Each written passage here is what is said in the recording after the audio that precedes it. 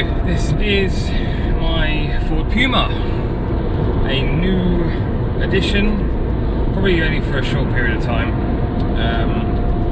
helping out a friend really. She needed to get rid of her brother's car after his unfortunate passing, so she came to me, offered it to me cheap, even though I tried to offer a bit more money, and we kind of settled in the middle. The total opposite way I've always haggled in the past. Normally you haggle down, this I was haggling up. Things you do for friends. And yeah, so I've decided I'll use it for the winter. It's actually in pretty good condition. It's in better condition than I thought it would be. Better condition than these cars are normally in. Anyone who knows these cars, they're based on the Mark IV Fiesta, I believe. And as the Mark IV and 5 Fiesta, they are total rot buckets. But yeah, this one's been undersealed in the past and done a pretty good job of looking after it. A couple of weeks ago, I had the car up on the ramp. First time I had it up on the ramp, and I did a little video, which I shall show you now. Right, so from the outside, it's actually pretty clean. Got a bit of a scrape down here, which I'll be polishing out. I think that'll mostly pretty much polish out anyway. As you can see, I haven't cleaned it since I got it. Still got dirt on it. Front wheels are covered in brake dust. And a little mark on the front wing. Oh, that's actually dirt. There's a little scrape down there. I don't know if you can see that in the camera. It goes quite a way down, but again, you can't feel it with your nail, so that'll probably polish out nice. Front headlights look brand new. Either they've been replaced or well looked after, because they normally go cloudy and yellow.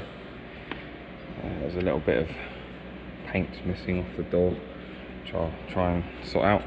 There's also a scrape there, which again should mostly polish out. It's a bit on the wheel arch there. So all in all, bodywork's pretty clean. I'm going to go up in the air, and underneath could be a different story. Right, now these cars are, as I said earlier in the video, based on Mark IV Fiesta, I think, Mark III 4 Fiesta. They're known for rot. They rust really bad. This I know has had welding. Let me show you the bits that have been done. So it's had a lovely patch on the sill there that someone just covered under seal. I'll probably leave the underseal as it is. It's pretty good patch, pretty good weld. But I want to paint it the same colour as the rest of the bodywork. The hole underneath of the car has been undersealed. I don't know if you can see that at the moment. We'll go underneath in a minute. It's also had a pretty good repair there. Again, been painted black. So I will probably do the same with that, even though that's not really on show. But yeah, all of this, all the seal work and everything's been undersealed pretty nicely. Underneath the car has been undersealed pretty nicely. However, when I had a brief look, I had a brake pipe pop. The union actually broke, and all fitted by main dealer. I don't know how long ago, to be fair. So I've changed the hose and the pipe now, and the union on the pipe, so I can use it. But while it was up in the air, I did notice it was a bit crusty. However, I don't know if it's, let me show you what I found under here. So this is one of the areas that I thought was going to be pretty bad, but it turned out it was just flaky underseal and surface rust in the floor. So what I'm going to do is use the Corrosion Assessment tool from the MOT bay, a hammer, and we're going to see if the areas I found are solid or not. First section we got, I'm in subframe here. That is just flaky. That's just flaking. Subframes on these normally aren't a weak point. They're not like Vauxhall Corsas. Going back here, we've got the area that I jacked the car up on. And again, I think that actually is original under seal.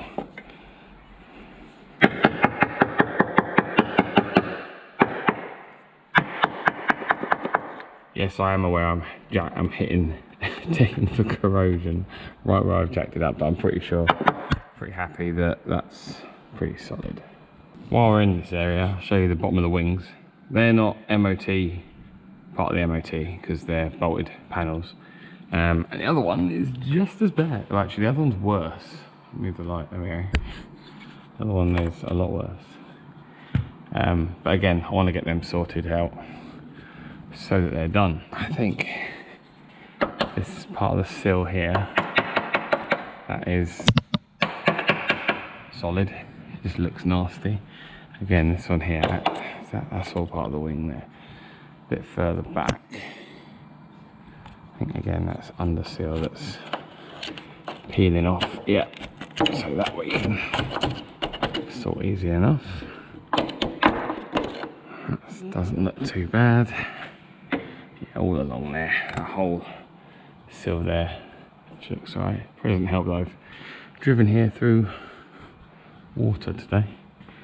So I start at the front. Again, I don't know if you can make it out in the camera.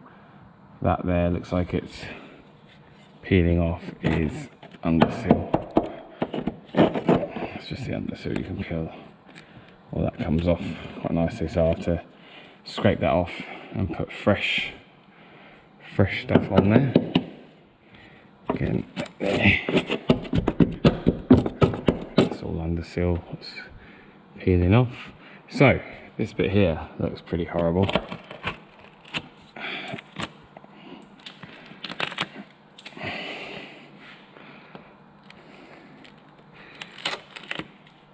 Wow, that's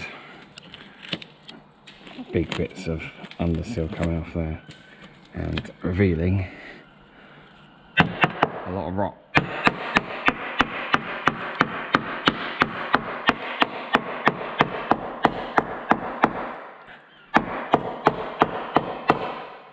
To be fair,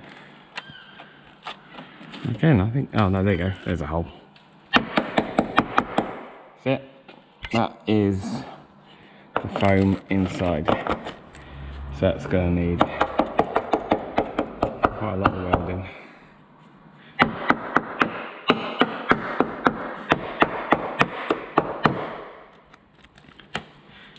I don't know how far down that's going to go.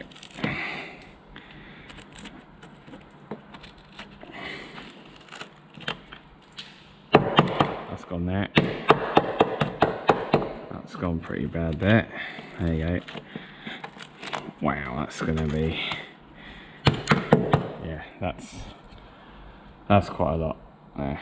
So it's actually gone behind. This is like a supporting panel for, I would imagine, the seat. So that's actually the floor around the seat that's gone all around there. That's not too bad there. You can see the brake pipe that the main dealer made up here, which is one of the worst looking brake pipes I've ever seen.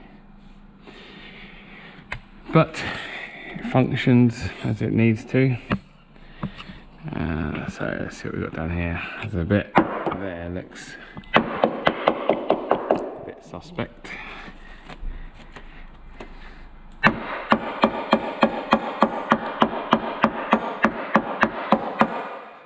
Okay, not too bad then.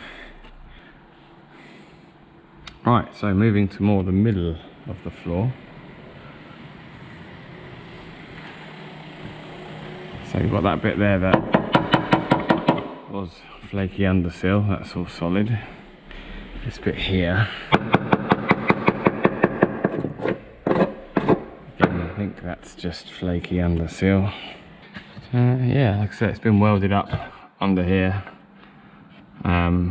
Had the new bushes put in the rear axle, both sides, and again up behind there you can see where they've put fresh undersill from about there backwards. So they've welded this panel in here.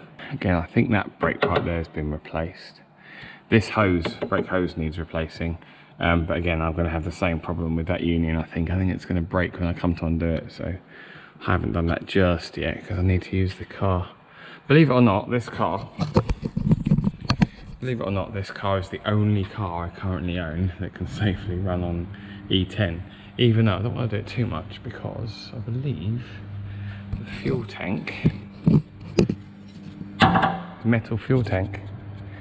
So E10 is probably not going to be the best thing for a metal fuel tank if the car's going to be sat off the road for any period of time, because as we all know, E10 does actually absorb moisture. It's hygroscopic.